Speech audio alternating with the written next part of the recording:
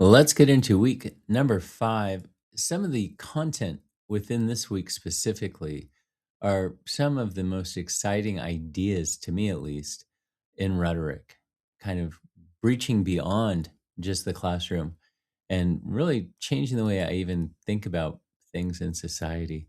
We get into Situating an Argument by Kelly Christie. The big specific term that is really extremely important here is the idea of a discourse community. This is something you're going to need for the final. This is also an important term just for your own consideration, whether you're kind of thinking about the different roles you play within your life and the different teams that you're on, the different groups that you're with, and how you're rowing in the same direction. This kind of sheds some light on some of the dynamic to how some of those actually function. Now, discourse community is extremely interesting to me. If you want to go a little bit further than this discourse community idea, actually look into imagined communities. That will take discourse community a little bit beyond. So, if you're intellectually curious and want to get beyond just the idea of what we're going over and get into the advanced ideas, look into imagined communities.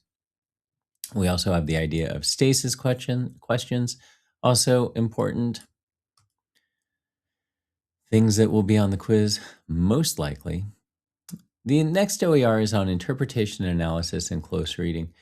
I think this is also something, it's a skill that you need to develop. And I don't know if you've ever hung out with somebody who seems to watch a movie, read a story, look at an article, and get so much out of it.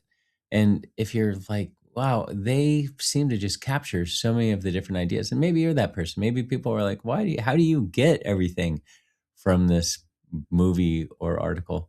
It really is a muscle that you have to flex. It's something that you have to work and really start to practice in order to get. My fear is that as we get intellectually lazy and more people simply dump articles, stories, essays into an AI machine and say, "Hey, summarize this for me." And they get something. It's I don't know, you lack that curiosity. You're not developing it. It flattens and deadens the analysis.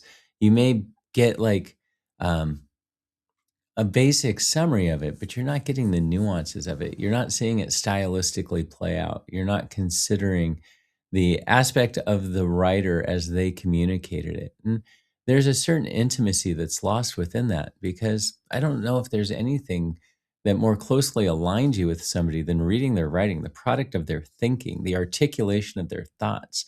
It's a peek inside of their head as they start to um, I don't know, formulate their ideas or their arguments. It's like if you can go back to and look at Martin Luther King's speech, and you're actually seeing the final product of his articulation of ideas and emotion, that's extremely intimate. And yeah, you could take that speech and just dump it and say, "Hey, just give me a summary." You're losing all of that. You don't get any aspect of that communal idea. Moving on, before I wax on, M5 OER, find the good argument. Oh, why bother with logic?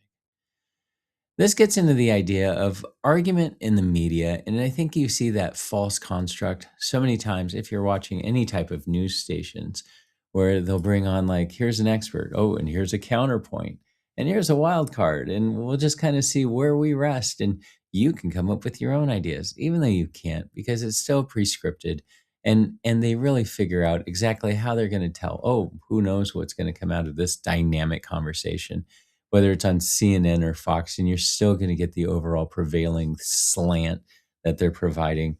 And even more nefarious is when we get into new types of streaming media or content where they still have that underlying bias, but they hide it a little better and are still feeding this certain narrative that they want to communicate. But this at least provides us with like the concept or the organizational style that they push so that you can kind of recognize the pattern with different presentations. This gets into the classical rhetorical idea, again, stemming back to the Greeks and Aristotle, which was really trying to look through stylistics of people that were like the sophists, just trying to win arguments, like out argue each other, even if it's rhetorically weak or fallacious thinking. Like getting into different ideas of how to even construct thought and argument and what is the even goal of it. And for the Greeks, their idea, basing the idea that they're trying to run a democracy, was providing people with truth. And we say that like truth is a thing, it's a superlative. And they were looking for virtues, and they had different ideas of these perfect superlatives of what you wanted to achieve in your personal idea. Anyway, there's different ways of reasoning. We get into inductive and deductive reasoning. Extremely important. You need to understand the difference between these two. We get into the Aristotelian appeals and then even into the Tolman model. Now, the Tolman model is important. We will be practicing with this. You do need to understand the different components, like the qualifiers and the warrants. These are extremely important concepts. As we are looking at arguments and as we're constructing arguments, these allow us to kind of break the different components down and consider where the strengths and the weaknesses are within a argument. So, extremely important to understand and break that down. The companion article or essay or OER on this is from Damn Good, Chapter 10, Aristotelian and Rogerian. We covered Aristotelian in the first one. In this one, really the big thing is to get into the Rogerian idea, which is very basically, if I can't convince you of something absolutely, at least I can push you in that direction. You might see something like that within, I don't know, vegetarian. If I say, "Oh, I want you to be vegan," and I think, "Oh, I can never get you to give up meat entirely. How about vegetarian? Can I slide you to that?" And you go, don't know about that. Well, how about just looking at some healthy vegetarian options? Maybe we even have a vegan Monday. So it's like I can't get you all the way to where I want you to be, so I'm just going to argue by degrees and hope that I can shift your behavior. So that's kind of the concept of the Rogerian. Then we have the situating and argument quiz, which goes over all of those OERs. And then essay number 2 will be due. So last week we did the workshop. Hopefully you got some good feedback. And even if you didn't, hopefully you at least got to see how other students in the class approached the same essay with the same source material and how they went about it. Maybe you could glean something from that. Think the workshop's not always about getting feedback. It's not always about getting pushed in the right direction. Sometimes it's just good to see how other people are approaching the same prompt, seeing some of the source work that they're utilizing, seeing some of the different construction of ideas as they start to formulate their own thoughts. So good stuff. Sometimes it's about getting bad advice and ignoring it too. So there's that. All right. If you have questions, please email me. We only have like 3 weeks left, 4 weeks left. It's pretty exciting.